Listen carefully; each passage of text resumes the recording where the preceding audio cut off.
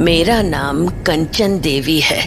इस गांव में रहते हुए मुझे 40 साल हो चुके हैं, पर ऐसा संकट हमारे गांव पर पहले कभी नहीं आया था। जॉन मैथ्यू से अपने घर और अपने गांव को बचाना है, और उसके लिए मुझे क्या करना है वो मैं अच्छे से जानती हूँ। पर उसके लिए मुझे अपने पति महेंद्र चौधरी को पूरा खेल समझाना होगा। मुझे तुमसे कुछ बात करनी है। क्या हुआ? अमावस आने वाली है। जानता हूँ, पर तुम क्या करने वाली हो इस अमावस को? उसकी चिंता तुम मत करो, मैंने कुछ सोचा है। तुम बस मेरे पीछे पीछे आओ।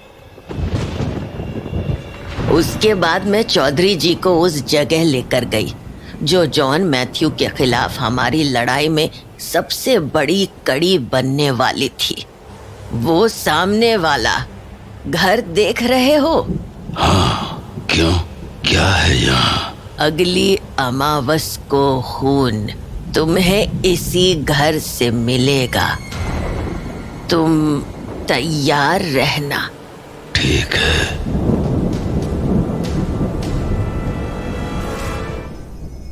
मैं हूँ कुंदन। मुझे नानी के घर आए हुए लगभग 1 महीना हो चुका है। इस 1 महीने में मैंने यहाँ के बारे में बहुत सी डरावनी बातें सुनी हैं, और अब मुझे सबसे ज़्यादा डर आने वाली अमावस की रात से लग रहा है, क्योंकि मुझे पता है अमावस की रात को कुछ बहुत बड़ा होने वाला है।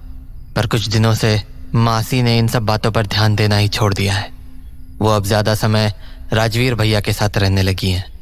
राजवीर भैया हर रोज़ उन्हें काम पर छोड़ने जाया करते हैं और शाम को घर भी छोड़ने आते हैं, और तो और रोज रात का खाना भी मासी के साथ ही खाया करते हैं। मासी, आप घूमने गई थी? अमावस की रात आने वाली है मासी। आपने कुछ सोचा? किस बारे में? कि अमावस की रात को होता क्या है और इस सब से नानी कैसे जुड़ी हैं? पता नहीं कुंदन, मैं इस बारे में सोच नहीं रही हूँ। पर क्यों? बस ऐसे ही। तू भी इन सब बातों के बारे में मत सोच। ठीक है मासी, नहीं सोचूंगा। पर आप बस मुझे एक बात बता दो। क्या? मेरे पापा के साथ बगीचे में क्या हुआ था? क्या? ये किसने बोला तुझसे? मैंने आपकी और मम्मी की बातें सुनी थी मासी।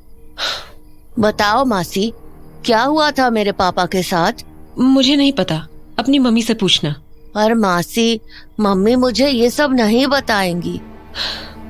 कुंदन, प्लीज मासी बता दो। मैं भी अपने पापा के बारे में जानना चाहता हूँ कि बगीचे में उनके साथ आखिर हुआ क्या था। कुंदन, तुम समझते क्यों नहीं?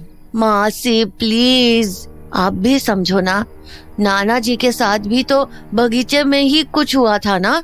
क्या आप उस बारे में भी कुछ नहीं जानना चाहती? कुंदन, ये तू ऐसे क्यों बोल रहा है? पहले बगीचे में नाना जी की मौत हुई, फिर पापा के साथ कोई हादसा हो गया।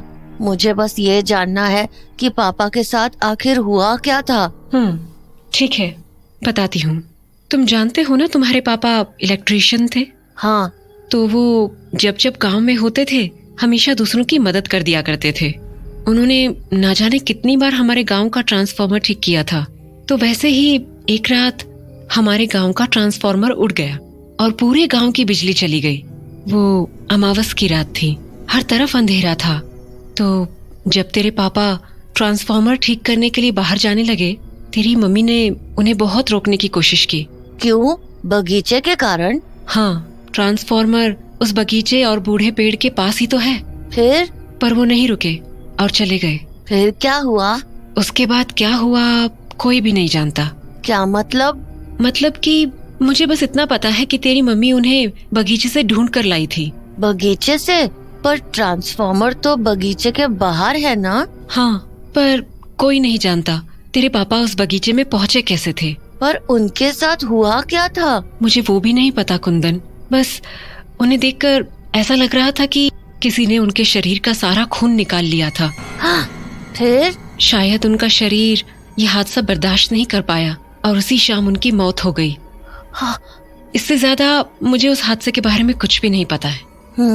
आपको नहीं लगता मासी हमें इस बारे में और पता करना चाहिए? इसके बारे में और पता करने का एक ही तरीका है। क्या? हमें उस बगीचे में वापस जाना पड़ेगा और देखना होगा कि आखिर वहाँ ऐसा और क्या है जो पिछली बार हम देख नहीं पाए थे। पर हम जाएंगे कब?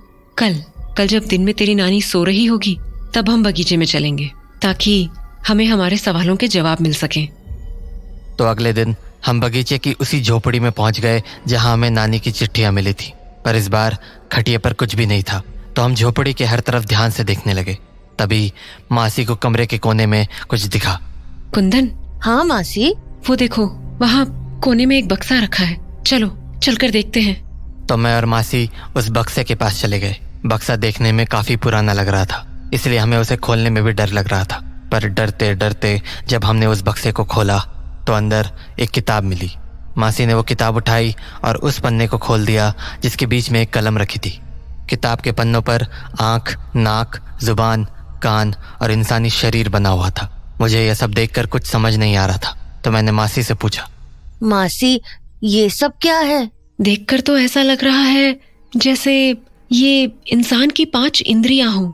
इंद्रियां? मतलब सेंसेस। देखो, आंख जिससे हम देख पाते हैं, नाक जिससे हम सूंघ पाते हैं, कान जिससे हम सुन पाते हैं, जुबान जिससे हम बोल पाते हैं या खाने का स्वाद ले पाते हैं, और ये आखिरी में शरीर जिससे हम चीजों को महसूस कर पाते हैं।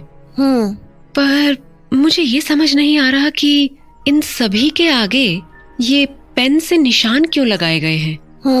पर मासी निशान अलग अलग तरह के हैं। हाँ, अरे हाँ, आँखों के सामने सही का निशान है, जुबान के सामने भी सही का निशान है, पर बाकियों के आगे सवालिया निशान बने हुए हैं। ये निशान तेरे नाना के लिए है क्या? नाना जी के लिए? पर कैसे? यहाँ पर चिट्ठियाँ भी तो उनके लिए ही थी ना, तो हो सकता है कि ये किताब और ये निशान भी उन्हीं के लिए हो।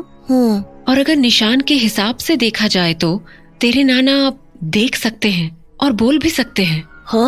हाँ मासी, तभी तो वो नानी की चिट्ठियाँ पढ़ ले रहे थे और हमें आवाज भी लगा पा रहे थे। मासी। हाँ, ये नाना जी की आवाज मास्टर जी के गायब होने के बाद ही आनी शुरू हुई थी ना? हाँ, क्या बोल रहा है? किसने बोला ये? वो गांव वाले बोलते हैं ना कि मास्टर जी के लापता होने के बाद से ही बगीचे से आवाज आने लगी है। और आपने भी तो नाना जी की आवाज मास्टर जी के लापता होने के बाद ही सुनी थी ना? हाँ, पर तुझे गांव वालों के बारे में किसने बताया कि वो ऐसा सोचते हैं? राजवीर भैया ने। क्या? राजवीर तुझसे ऐसी बातें करता है? हाँ, वैसे भी मैं उन्हें आपसे पहले से जानता हूँ ना। वैसे ऐसा कुछ सुना तो मैंने भी था, पर पता नहीं। मासी, कहीं मास्टर जी का गायब होना और मेरे पापा के साथ हुआ वो हादसा इस सब से जुड़ा तो नहीं है? पता नहीं, कुछ समझ नहीं आ रहा है। हाँ, ये क्या लिखा है? क्या? यहाँ पन्ने के आखिर में, आत्मा और शरीर के अंगों के मिलन के लिए करुणा भाव का होना आवश्यक है। हाँ मासी, करुणा भाव मतलब? करुणा भाव मतलब प्यार, लगाव। पर इसका मतलब क्या हो सकता है? हमें ज्यादा कुछ तो समझ नहीं आया, पर यह जरूर समझ आ गया था कि इन सारे सवालों के जवाब हमें आने वाली अमावस की रात को ही मिलने वाले थे।